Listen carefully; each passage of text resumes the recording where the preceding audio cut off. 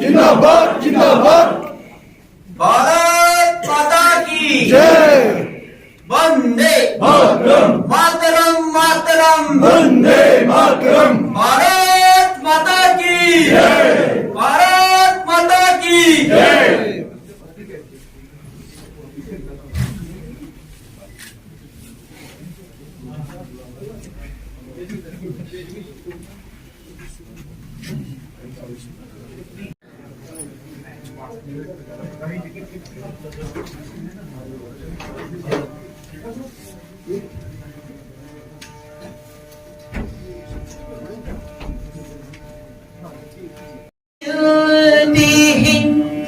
दीप ज्योति परम ज्योतिः दीप ज्योति जनार्दनः दीपो हरतु मे पापम् दीप ज्योति नमोस्तुते शुभं करोतु कल्याणम् आरोग्यं सुख संपदः द्वेष बुद्धि विनाशाय आत्मज्योति नमोस्तुते आत्मज्योति प्रदीप्ताय ब्रह्मज्योति नमोस्तुते ब्रह्मज्योति प्रदीप्ताय गुरुर्ज्योति नमोस्तुते।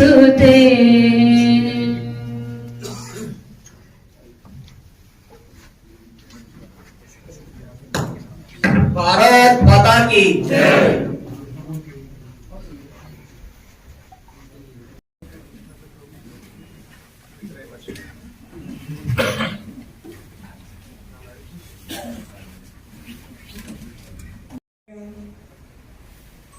राज्यपाल श्री राजेंद्र जी आर्लेकर,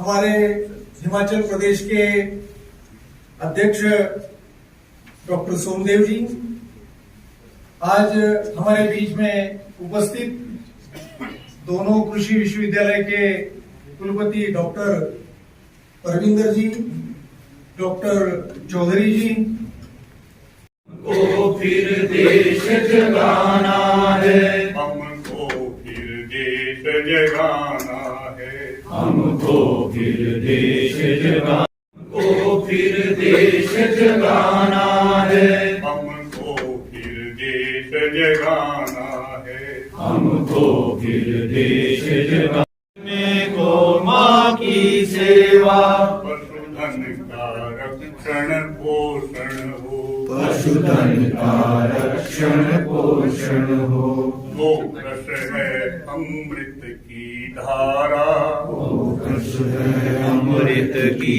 धारा, घर घर में इसका सेवन हो, घर घर में इसका सेवन हो, गोपालन से ही खुशहाली, गोपालन से ही खुशहाली, गोपालन से ही खुशहाली, गोपालन से ही खुशहाली, अब गांव गांव में लाना है, अब गांव गांव में लाना है, अब चलो गांव की ओर चले, अब चलो गांव की आपको अनुभव है, आप हिमाचल प्रदेश के 28वें सम्माननीय राज्यपाल के रूप में हमारे बीच में हैं। आप कृषि विश्वविद्यालय पालमपुर और बागवानी व वानिकी विश्वविद्यालय के माननीय कुलाधिपति भी हैं। इस कार्यक्रम में आपकी गरिमामय उपस्थिति हम सबके लिए अत्यंत महत्वपूर्ण है। भारतीय किसान संघ हिमाचल प्रदेश एवं समस्त कार्यकर्ता आपका हार्दिक अभिनंदन एवं स्वागत करते हैं। इसके बाद मैं परिचय करवाना चाहूंगा। हमारे बीच में हैं अखिल भारतीय संगठन मंत्री श्रीमान दिनेश दत्तात्रेय जी कुलकर्णी, हमारे लिए सौभाग्य व हर्ष की बात है कि हमारे बीच में पर्ण माननीय अखिल भारतीय संगठन मंत्री श्रीमान दिनेश दत्तात्रेय जी विशेष रूप से आज के इस कार्यक्रम में मुख्य वक्ता हैं। आपने कृषि विश्वविद्यालय परभनी महाराष्ट्र से कृषि में स्नातकोत्तर उपाधि स्वर्ण पदक के साथ प्राप्त की है। उसके पश्चात आप राष्ट्रीय स्वयंसेवक संघ के प्रचारक के रूप में देश और समाज के लिए समर्पित हैं। 1990 में आपने भारतीय किसान संघ महाराष्ट्र में संगठन मंत्री का दायित्व भी संभाला। अब आप अखिल भारतीय संगठन मंत्री के रूप में देश भर के संगठन के कार्यकर्ताओं में प्राणवायु का संचार वाहक के रूप में संगठन को जीवंत रखते आ रहे हैं। आप हम सभी के लिए प्रेरणा के स्रोत हैं और आप सदैव हमारा मार्गदर्शन एवं उत्साहवर्धन करते रहते हैं। मैं स्वयं और समारोह समिति की ओर से आपका इस कार्यक्रम में हार्दिक स्वागत, अभिनंदन, वंदन करता हूं। इसके बाद मैं परिचय करवाना चाहूंगा। हमारे बीच में है हमारे संगठन के प्रेरणा स्रोत मूल संगठन राष्ट्रीय स्वयंसेवक संघ के श्री संजय कुमार जी, माननीय प्रांत प्रचारक।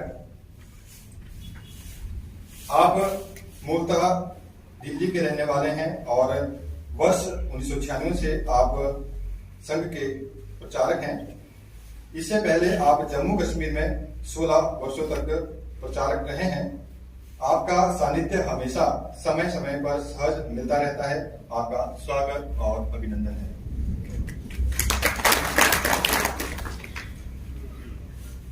इसके बाद मैं परिचय करवाना चाहूंगा हिमाचल प्रदेश में किसानों व कृषि बागवानी से जुड़े दोनों विश्वविद्यालय के कुलपति जी का। इन दोनों विश्वविद्यालय व अन्य शोध संस्थानों से किसान व बागवान नवाचार, नवीन तकनीक व विचारों की हमेशा आशा व अपेक्षा रखता आया है। यह कृषि व बागवानी विश्वविद्यालय व शोध संस्थान हम किसानों के लिए मंदिर के समान है। आज हमारे प्रदेश में कुछ क्षेत्रों में कृषि, बागवानी व पशुपालन में देश व प्रदेश में विशेष स्थान अर्जित किया गया है, जिसका श्रेय विश्वविद्यालय के वैज्ञानिक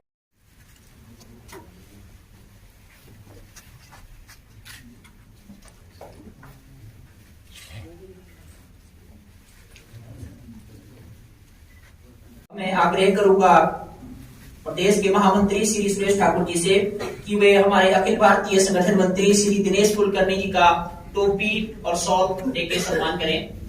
उसके बाद 3 वर्षों के लिए प्रांत कार्यकारिणी, प्रदेश कार्यकारिणी बनी थी। उसके उपरांत आज जो चुनाव हुए जिला शेष कार्यकर्ताओं के द्वारा, तो उसमें मुझे अध्यक्ष चुना गया और श्री सुरेश ठाकुर जी को महामंत्री प्रदेश का चुना गया और अन्य कार्यकारिणी की घोषणा हम सब मिल करके रोशन नाथ सैनी जी उपाध्यक्ष, आप जिला मंडी से रहने वाले हैं। रोशन चौधरी जी आप उपाध्यक्ष और आप जिला कांगड़ा के रहने वाले हैं। अभी आदरणीय दिनेश जी कुलकर्णी का हमने संबोधन सुना। वास्तव में वो पर्याप्त है। भारतीय किसान संघ पिछले अनेक वर्षों से जिस विषय को लेकर आगे बढ़ रहा है और जिन लोगों की प्रेरणा लेकर आगे बढ़ रहा है, स्वाभाविक है उस रूप से उस दिशा में जाना और उन्हीं विचारों को आगे लेकर जाना। इस देश की कृषि परंपरा आजकल की अवस्था में इतनी बिगड़ चुकी है कि हम कुछ असमंजस में पड़ जाते हैं कि कौन सी कृषि पद्धति अपनाने की आवश्यकता है।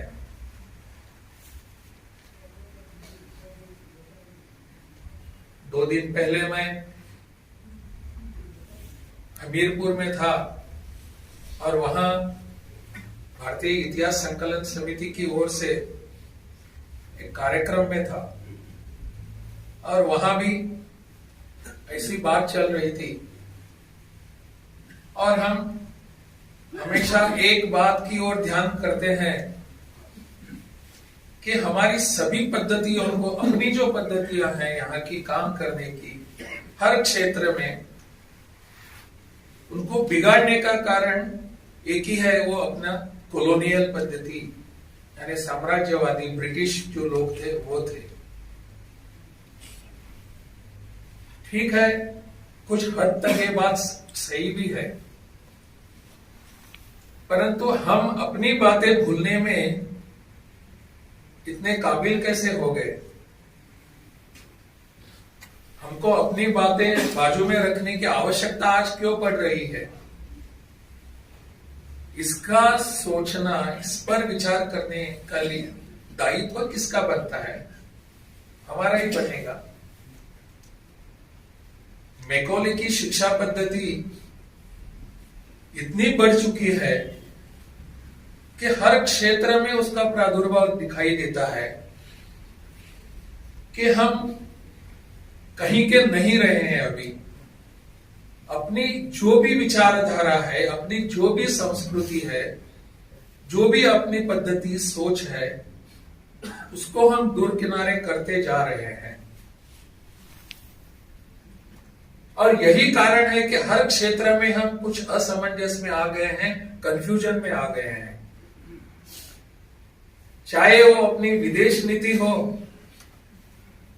अपनी शिक्षा नीति हो, या सामाजिक परिस्थिति के बारे में सोच हो, सभी उसी शिक्षा के तहत हम उसके लिए हम खुद को बिगाड़ चुके हैं।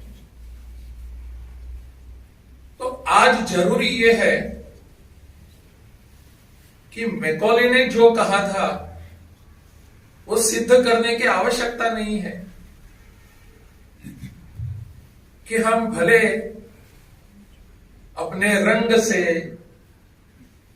अपनी जो त्वचा है इससे हिंदुस्तानी लगते हो, परंतु अपनी पूरी सोच जो है, विचार करने की पद्धति है, वो पश्चिमी बन गई है, पाश्चात्य बन गई है। ये जो उनका मानना था वो आज वास्तव में सब जगह दिखने लगा है। क्या इस पर हम विचार करेंगे? इस असमंजस से हमको बाहर आना है, इस कंफ्यूजन से हमको बाहर आना है। इसलिए इस विचारधारा को लेकर, जो विचारधारा इस जमीन से जुड़ी हुई है, जो सोच इस जमीन से उभरी हुई है, ऐसे सभी विचारधाराओं को, सभी सोच को इकट्ठा लाकर आगे बढ़ने की आवश्यकता है।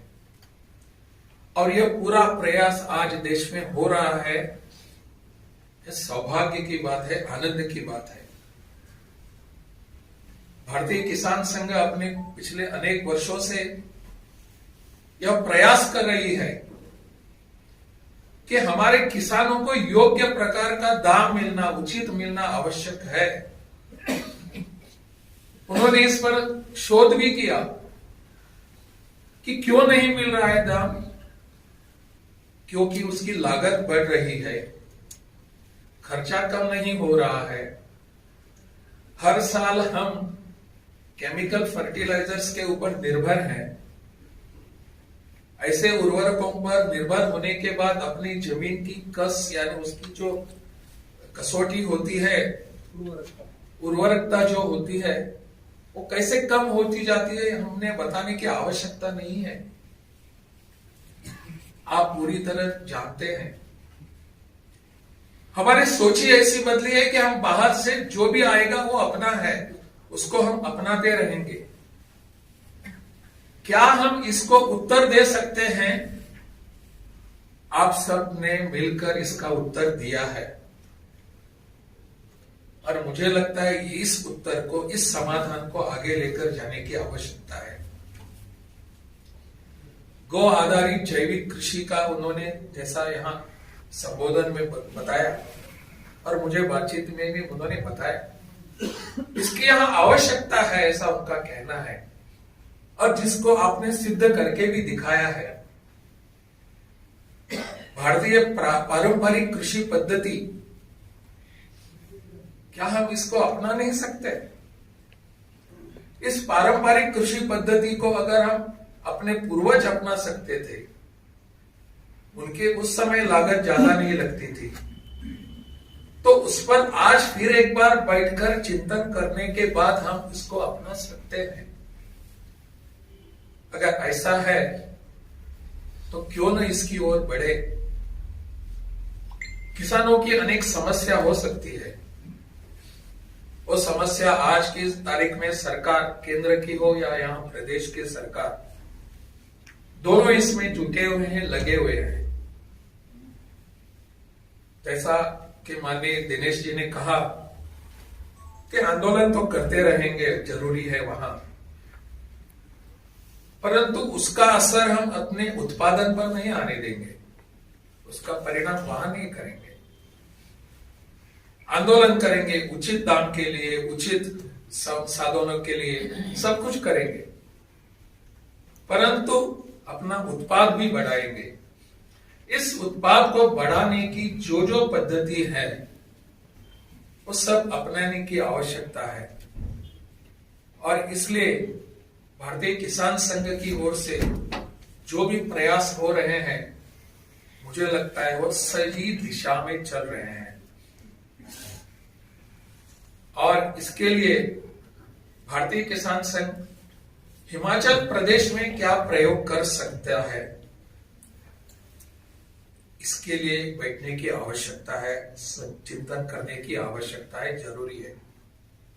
किस दिशा में जाने की आवश्यकता है, कहां जाकर हमको क्या करना पड़ेगा, इसलिए कुछ प्रायोगिक तौर पर कुछ कृषक लोगों को हम इकट्ठा कर सकते हैं क्या? गो आधारित जैविक खेती के लिए या पारंपरिक खेती के लिए किस दिशा में हम जा सकते हैं?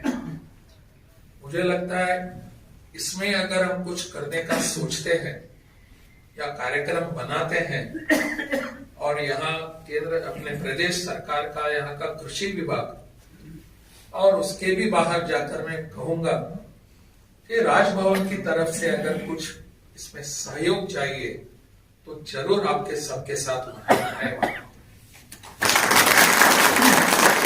क्योंकि अपनी कृषि पद्धति जिसमें गो आधारित है, जो कृषि पद्धति, और वो देसी गाय है, देसी गौ है, तो ऐसे इसमें हम सबको एक साथ बैठकर प्रयास करने की जरूरत है।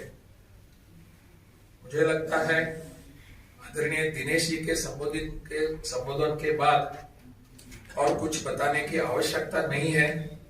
मेरे मन में जो कुछ विचार आए बैठे बैठे, वो मैंने आपके सामने रखने का प्रयास किया। भारतीय किसान संघ के इस अधिवेशन में मुझे बुलाया और मेरा संबोधन सुनने का आपने कष्ट किया, इसलिए मैं आप सबका बहुत बहुत धन्यवाद देता हूं। भारत माता की जय।